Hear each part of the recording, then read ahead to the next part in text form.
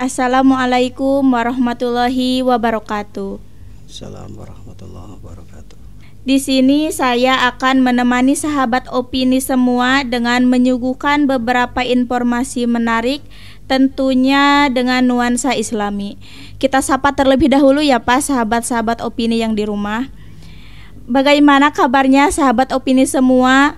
Semoga kita selalu diberi kelancaran dalam menjalankan ibadah puasa di bulan Ramadan ini. Oke sahabat opini, pada hari ini podcast opini akan membahas mengenai Qiyamul Lail di bulan Ramadan dan menggapai keutamaan di sepertiga malam.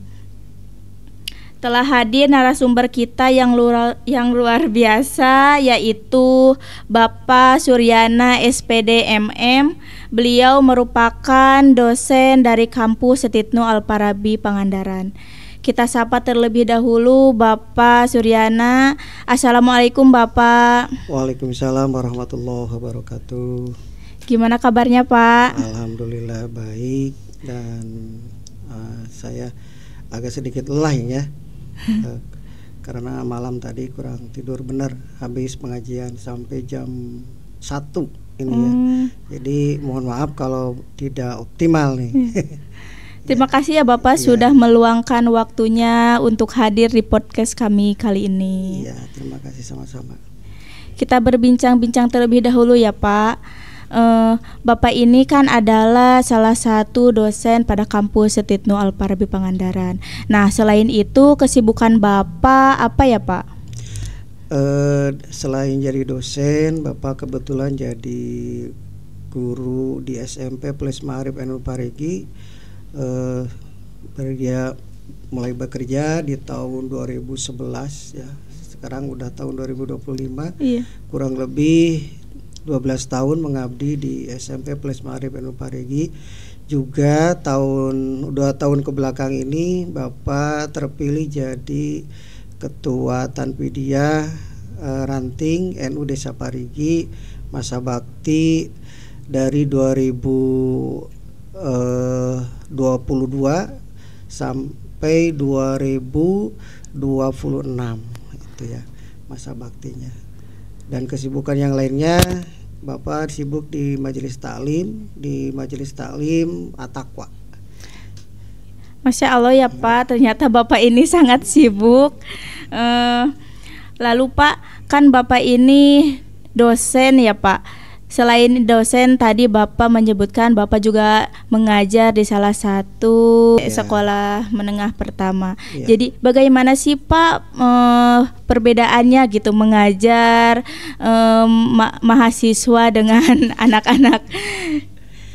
Perbedaannya cuma dari sisi bagaimana teknis mengajarnya. Kalau mahasiswa itu kan tidak istilahnya harus diberi kasih materi.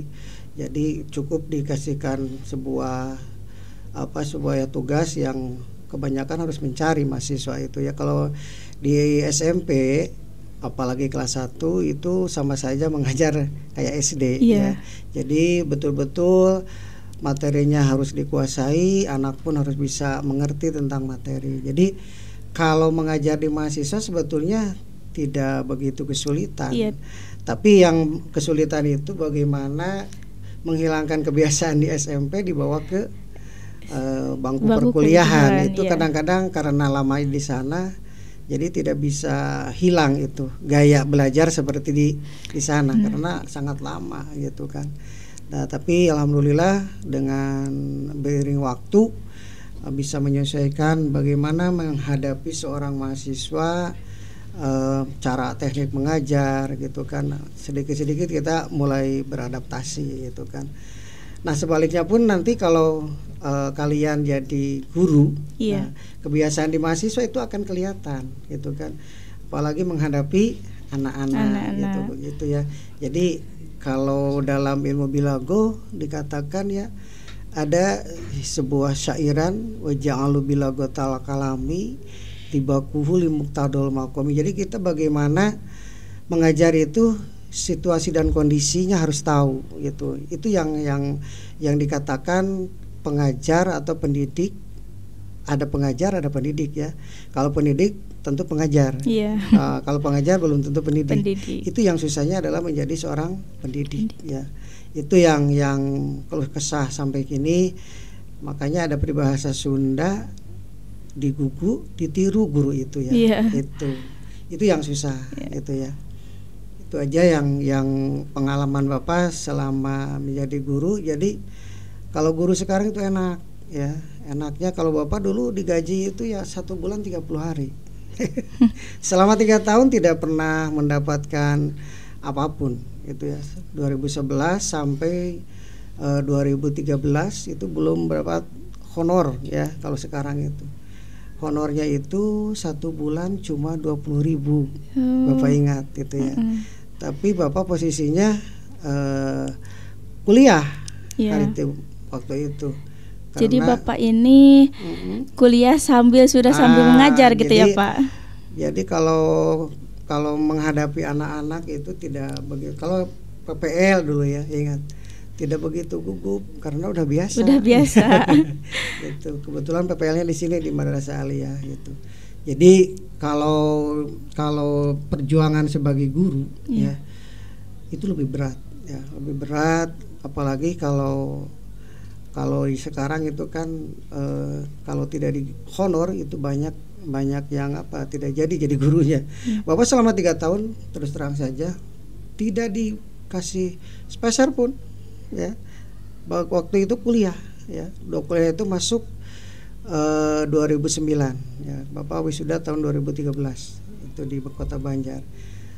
Tetapi kalau kita niatnya baik, tulus, ya, insya Allah kita ada jalan keluarnya. Alhamdulillah, walaupun kayak dulu itu namanya Umar Bakri ya, ada apa ya, ada yang tidak bisa dibayangkan dengan materi jadi guru itu. Nah, mudah-mudahan adik-adik mahasiswa itu nanti bisa merasakan sendiri. Amin, apa ya, yang diceritakan oleh Bapak itu. Mudah-mudahan ya jangan mudah-mudahan jadi pondasi lah.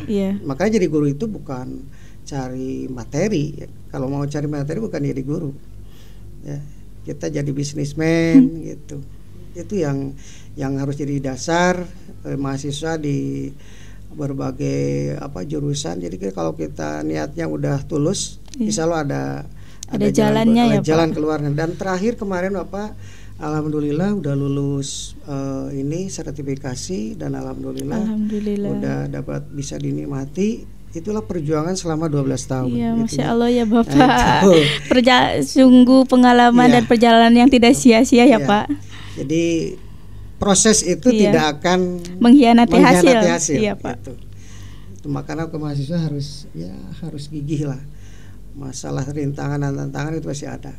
Gitu. Kalau jadi mahasiswa ya harus seteguh karang di tengah lautan lah. Gitu. Insya Allah ada jalan keluar. Itu aja. Terima kasih. Terima kasih ya Bapak atas cerita dan pengalamannya. Semoga menginspirasi teman sahabat-sahabat opini yang di rumah. Mudah-mudahan. Lalu Pak, kita masuk ke tema utama, yaitu Qiyamul Lail di bulan Ramadan dan menggapai keutamaan di sepertiga malam. Nah, apa sih Pak yang dimaksud dengan Qiyamul Lail dan bagaimana hubungannya dengan keutamaan bulan Ramadan? Ya. Kita berangkat dari definisi dulu ya. Kalau bahasa Arabnya namanya at-ta'rif. Ya, atau mu'arif itu ya. Kalau yang ditarifin ya, yang didefinisikannya itu namanya mu'araf gitu ya. Itu bahasa mantiki ya. Jadi kalau tarifnya itu adalah ibadah yang sangat dianjurkan Islam ya. Kalau segi harfiah itu Qiyamul Lail berarti bangun malam ya. Berarti kita kalau segi harfiah kita bangun mau kencing itu Qiyamul Lail secara harfiah. Tapi kalau yang dimaksud dengan Qiyamul Lail secara syar'i atau istilah syar'i di sini adalah jadi bangun dengan konteks kita melaksanakan ibadah ya. Tidak cukup kita bangun, kalau udah bangun ya kita harus melaksanakan ibadah. Nah, ibadahnya itu yang bagaimana? Banyak. Pertama adalah sholat tahajud, kedua sholat tarawih, ketiga sholat witir, keempat ada yang bisa juga sholat istihoroh gitu ya. Nah itu yang ibadah-ibadah yang kita harus diketahui dalam pelaksanaan ibadah. Itu kalau ibadahnya berupa sholat. Ya. Yang kedua, ibadahnya itu ada yang berupa qiraatul Quran. Nah, adik-adik mahasiswa udah berapa juz sekarang? Macam-macam ya mungkin ya Pak. Nah ini ya, Bapak udah 5 juz sekarang. Ya. Jadi satu malam itu Bapak target 2 juz minimal satu malam gitu ya. Jadi karena malam pengajian sangat lama, jadi cuma hasilnya 1 juz. Jadi kalau umpamanya dimaksimalkan di bulan Ramadan, apalagi itu kan dilipat gandakan. Satu huruf itu 10. Masya Allah ya Pak. Ya, satu huruf 10 kebaikan. Tinggal hitung aja. 1 juz itu berapa huruf gitu kan. Nah makanya dilipat gandakan orang yang melaksanakan ibadah di bulan Ramadan. Itu kedua dikir. Qiraatul Quran. Yang ketiga adalah dikir ya, dikrullah. Dikir itu banyak, bisa membaca Allahu Akbar, bisa membaca Subhanallah. Mau berapa itu silahkan, tidak ada batasan gitu kan. Jadi kalau kita udah lesu sholat tahajud, sholat witir ya, kita melaksanakan qiraatul Quran. Kita udah bosan dengan qiraatul Quran, kita zikir. Jadi kita malam itu tidak tidur. Ya, kita udah bangun jam 12, kita tidak tidur lagi sampai subuh. Itu kita memanfaatkan bulan suci Ramadan. Makanya bagaimana kaitannya dengan dengan nanti ada sepertiga malam di bulan Ramadan itu kan ada akhir ya, namanya Lailatul Qadar. Lailatul Qadar itu artinya kejadian yang sangat luar biasa. Inna anjalnahu fi Lailatul Qadar khairum min alfisa. Jadi Lailatul Qadar itu artinya jadi lebih baik daripada 1000 bulan. Artinya satu ibadah itu dilipat gandakan berapa itu kelipatannya supaya jadi 1000. Itu. Jadi masalahnya yang kita harus ketahui itu jangan melihat 1000 bulannya. Masalahnya udah berapa kali kita melaksanakan kebaikan di bulan Ramadan. Kalau kita tujuannya ingin mencapai Lailatul Qadar, jadikanlah Lailatul Qadar setiap malam. Nah, karena Lailatul Qadar itu menurut jumhur ulama yaitu di tanggal-tanggal ganjil 21, 23, 25, 29. Nah, Sayyidina Ali membuat statement bahwa Lailatul Qadar itu kami jadikan fikuli lailin. Setiap malam saya jadikan Lailatul Qadar. Karena kalau kita dijadikan setiap malam Lailatul Qadar, ya mudah-mudahan ada satu malam yang kita dapat Lailatul Qadarnya. Nah, bagaimana ciri-cirinya Lailatul Qadar? Pertama, ketika ranting jatuh pun dia katanya berhenti, katanya gitu ya. Itu pun bukan kata baginda Rasul ya, itu kata jumhur ulama. Ciri-cirinya seperti itu. Makanya ya kalau kita bangunnya nanti aja kalau udah sepertiga akhir gitu, artinya seminggu menjelang akhir. Nah itu kan kalau kita dapat syukur, kalau tidak ya celaka. Lebih baik kan dikerjakan sejak malam. Iya Pak. Nah itu ya. Nah mengapa kita harus melaksanakan setiap malam. Nah itu ya. Nah selanjutnya menurut di sini Qiyamul Lail itu adalah yang dilakukan padilahnya itu luar biasa atau keutamaannya atas yang kita lakukan. Nah menurut Adhabul Al-Faraz ya, dalam sebuah kitab namanya kitabnya itu adalah kitab kitab Al-Faraj juga. Itu dikatakan halamannya itu kalau nggak salah di sini dikutip halaman 310 ya. Di dalam bab Qiyamul Lail, pertama orang yang konsisten melaksanakan Qiyamul Lail adalah pertama orang yang akan diampuni dosanya, terus akan dimasukkan ke surga. Nah, bila hisabin. Ya itu. Makanya itu luar biasa. Mampulah kita jadi Qiyamul Lail setiap malam gitu ya. Itu yang pertama. Nah, dasarnya apa? Dasarnya itu berdasarkan hadis yang diriwayatkan oleh Yazid, ya, yang diterima oleh Yazid dari Rasulullah. Bahasanya wa an asma'i baiti Yazid an Rasulullah sallallahu alaihi wasallam qala yahsyurun nasu fi sa'idi wahid yaumal qiyamah fa yunadi madai fa yaqulu aina alladziina kanat tatajabbu. Artinya orang akan diseru dalam suatu nanti di dalam hari kiamat, artinya orang yang konsisten melaksanakan qiyamul lail. Nah, itu ya, makanya kita harus bangun setiap malam itu ya. Kita akan mengharapkan pahala, tetapi bangun malamnya tidak. Jangan ya deh ya. Jangan ya deh ya. jangan mengharap gitu ya. Nah, di sini kan ada yang Bapak garis bawahi hadisnya, fayadkhulunal jannata bighairi hisab. Allah akan memasukkan manusia itu kita. Kenapa dikatakan manusia? Karena kita itu bedanya itu dengan hewan itu hanya satu. Berakal ya Pak. Itu berakal, natik ya. Itu mati. Kalau tidak natik artinya orang gila. Itu sama dengan hewan. Tidak ada ceritanya kucing pakai celana. Iya. Tapi dia tidak malu karena itu hewan. Kita pun hewan sama.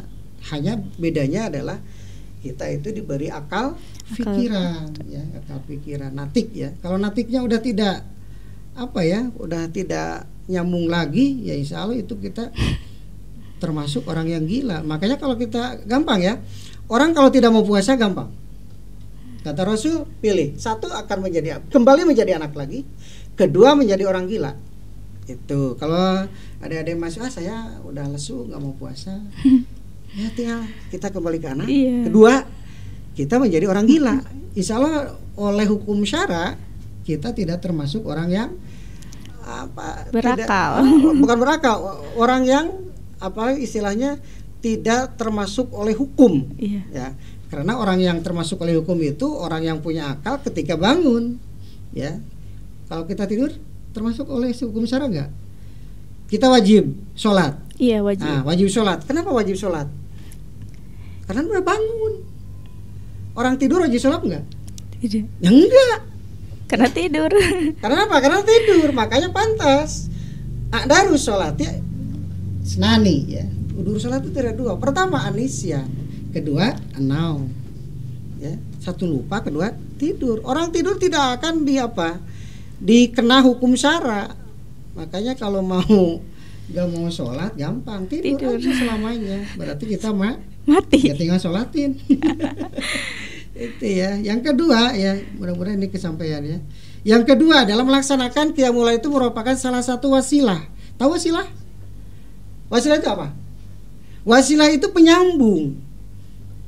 Penyambung itu kalau bahasa kita di dunia ada namanya proposal.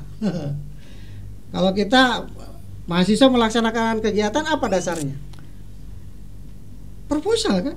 Proposal kredit. Nah, dalam proposal kegiatan itu kan ada dasarnya kita melaksanakan latar belakang.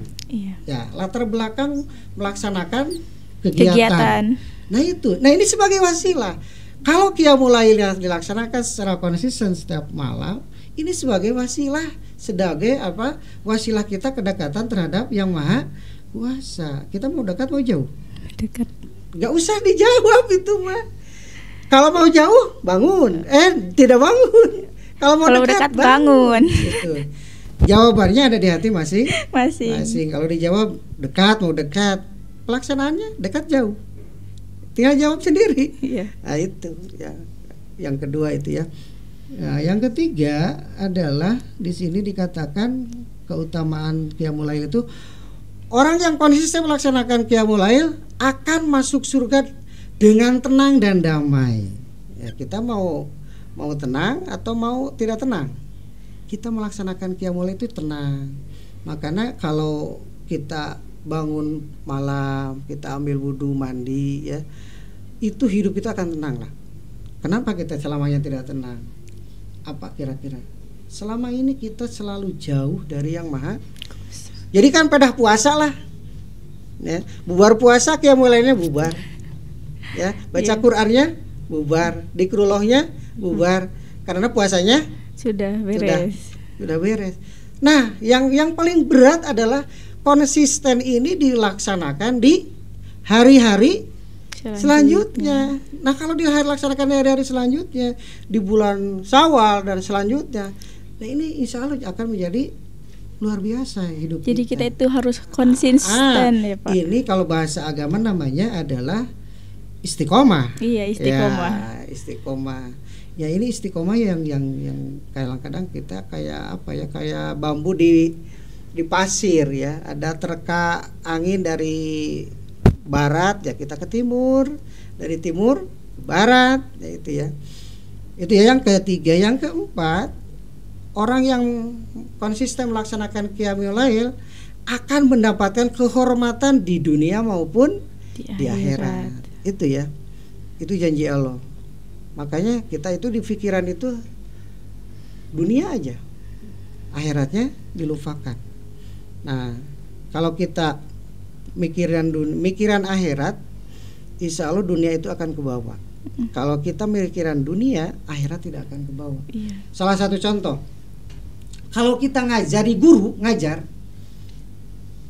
insya Allah kalau kita ikhlas ridho mengajarnya, jadi dosen mengajar tanpa sok aina lamun digaji dosen. Kira-kira mau ngajar nggak? Enggak. Gitu ya. Apa alasannya? Nah itu kita tanya-tanya. Makanya ada kalau dalam suatu pendidikan itu ada yang namanya fakta integritas, ya. Nah itu kita harus tahu fakta integritas seseorang itu bagaimana. Ketika kita tidak punya uang di salah satu lembaga, siapkah kita masih mengajar? Ya, Bapak diceritakan ke anak-anak sampai nangis. Karena waktu 3 tahun itu bukan waktu yang sedikit, ya. Sementara Bapak berkuliah dengan istri dulu, ya, kerjanya serabutan gitu. Kalau dihitung secara matematika, uang dari mana? Uang dari jin. Itu ya. Jadi kalau kita tulus, insya Allah Allah akan memberi jalan dan memberi jalan.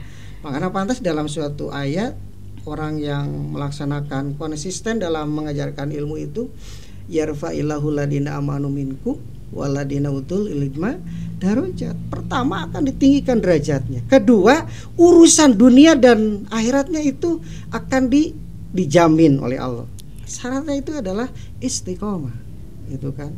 Istiqomah artinya istiqomah di dalam amal, kan gitu ya. Karena ada bahasanya kalau pohon tidak berbuah, kira-kira mending ditebang, mending dijual. Contoh kita punya pohon duren. Pohon durennya itu musangking contohnya. Tapi udah beberapa tahun tidak berbuah. Padahal itu musangking itu kan salah satu pohon duren yang sangat berkelas. Tapi tidak berbuah. Mending dituar, mending dijual pohonnya. Dijual saja pohonnya. Nah, gitu. Artinya kalau amal kita nanti tidak ada apa-apanya di akhirat nanti, buat apa? Makanya salah satunya adalah konsistensi atau bahasa agamanya adalah beristiqomah. Itu yang sulitnya. Kita mah 1 bulan kita tahajud di bulan puasa. Wassalam sekarang. Bulan Syawal tidak ada tahajud lagi. Makanya karena yang kata Rasul yang paling berat itu adalah mengimplementasikan di bulan-bulan yang seterusnya gitu ya. Nah itu ya yang keempat adalah kita insya Allah kita dijamin kehormatan di dunia dan di akhirat. Yang selanjutnya adalah kelima adalah kalau kita melakukan Qiyamul Lail tidak akan pernah kecewa. Apa dasarnya? Tidak. Mindsetnya gini ya. Kalau Bapak diberi dulu oleh dosen penguji proposal ketika mengajukan mau sidang tesis, seorang dokter sudah kan udah almarhum, diberi statement gini, kalau Pak Suryana tidak mau kecewa, kita budidayakanlah kita Qiyamul Lail. Bapak tidak diberikan padahal dia mau menguji. Tapi kalau tidak mau merasa kecewa, kita budidayakan Qiyamul Lail. Kita bangun malam gitu kan. Insya Allah kita tidak akan kecewa. Kenapa kita selalu kecewa? Karena Qiyamul Lailnya tidak ada. Nah ini jaminannya setiap harapan itu dan hajat kita yang diinginkan, yang dikabulkan oleh Allah itu akan tertanam, gitu kan. Makanya dalam sebuah manajemen, kalau mau kita manajemen kita terlaksana dengan baik, kita bangun malam, disitulah kita mengatur manajemen kita. Apa yang mau dilaksanakan hari esok. Iya. Nah, ketika kita bangun Malam. tidur, ya dari tidur kita, oh ini planning kita, besok pelaksanaannya. Terus apa yang mau dilaksanakan yang direncanakan pada waktu sholat tahajud itu benar-benar dilaksanakan. Di apa? Di pagi hari. Nah, sebelum kembali ke mana? Ke kobong kalau santri ya, ke rumah kalau kita sudah punya rumah. Kita masuk dulu ke masjid.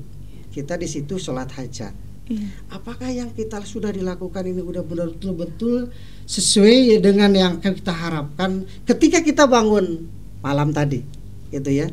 Kalau udah sesuai, berarti ya Allah mudah-mudahan ini jalan yang terbaik untuk menghidupi anak atau anak, kalau kita punya suami, anak suami saya.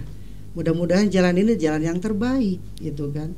Insya Allah kita tidak, walaupun kita agak meleset, tidak akan kecewa. Karena udah sedikitnya kita udah direncanakan. Ini yang salut, yang tidak yang kita harus pahami itu planning, tapi perencanaan itu tidak diaktualisasikan di kegiatan kita sehari-hari. Maka planning kita itu nol besar. Iya. Nah, makanya dalam suatu manajemen kalau planning tidak dilaksanakan, makanya hasilnya pun akan nol. Bahasa namantiknya, natijanya itu akan nol, gitu kan. Makanya kalau mau kita qiyamul lailnya luar biasa, kita budidayakan qiyamul lail dengan baik dan benar. Siap kita melaksanakan qiyamul lail setiap malam? Insya Allah ya. Nah itu ya, insya Allah ini diperkuat oleh baginda Rasulullah. Dalam Ibnu Mas'ud mengatakan ma habibullah imro'an qoma fi jawfil lail. Qoma itu artinya apa? Bukan berdiri, tapi bangun. Qoma bangun seseorang fi jawfil lail, di tengah malam, ketika orang lain sedang tidur lelap, kita bangun.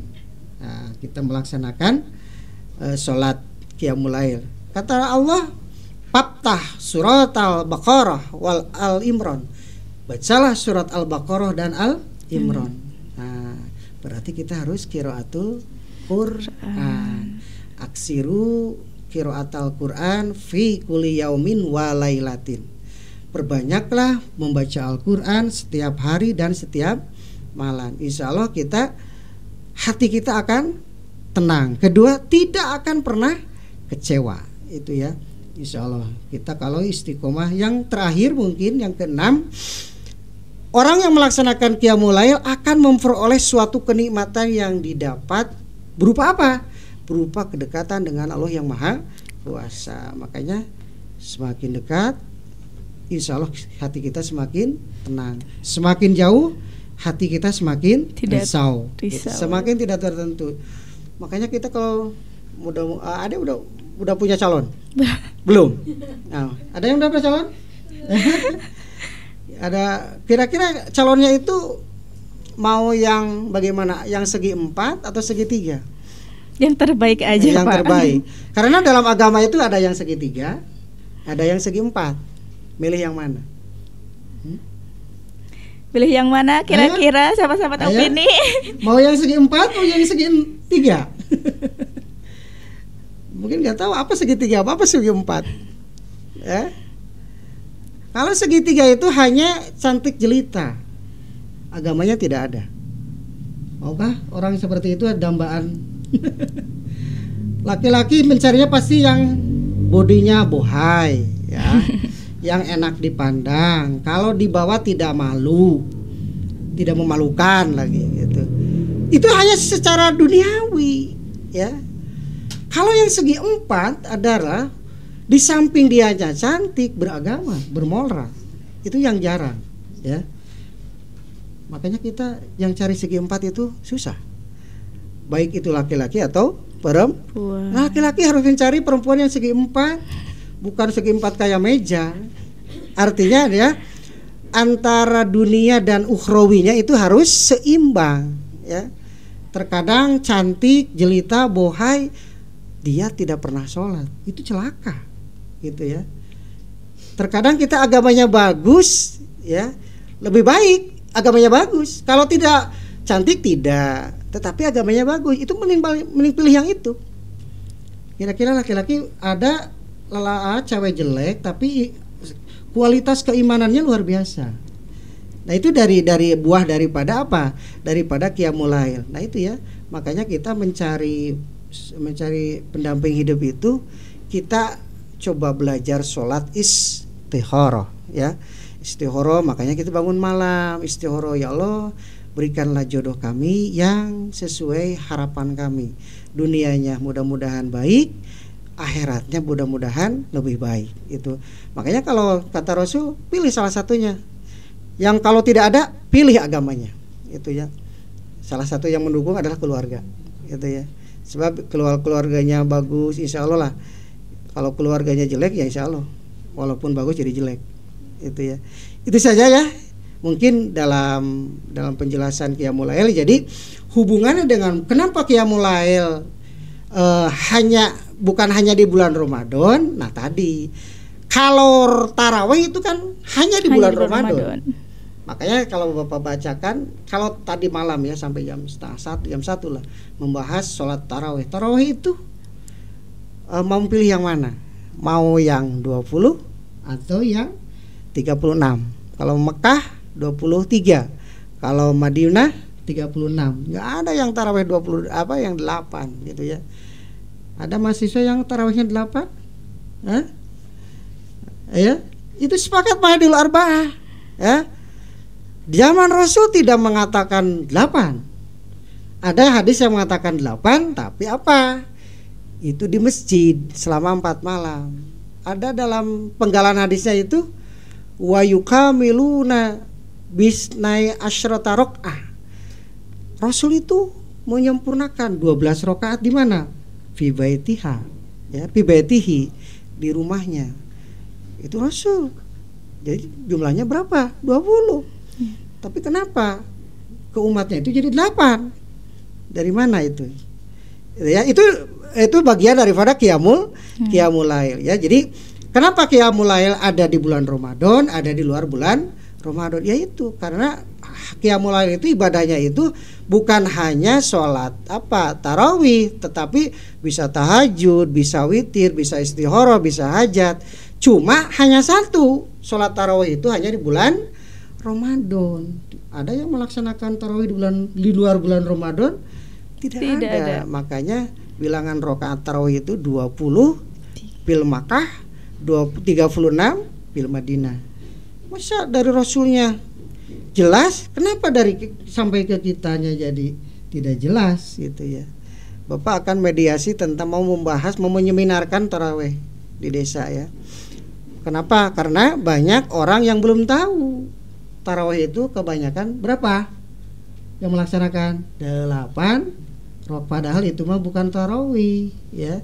Itu mah sholat witir. Witir itu berapa?